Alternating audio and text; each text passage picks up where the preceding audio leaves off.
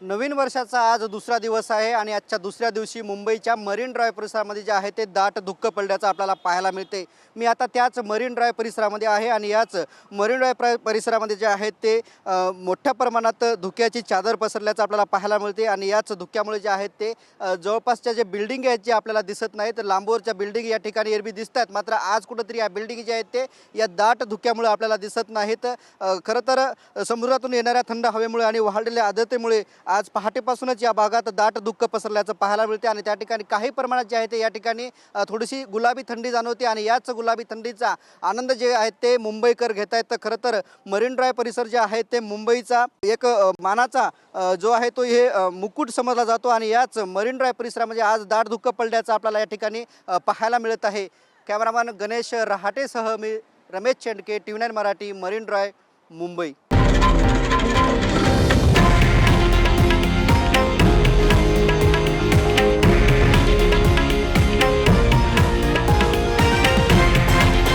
हे आहे देशातील नंबर 1 न्यूज नेटवर्क आणि आपण पाहत आहात TV9 मराठी, एकमेव।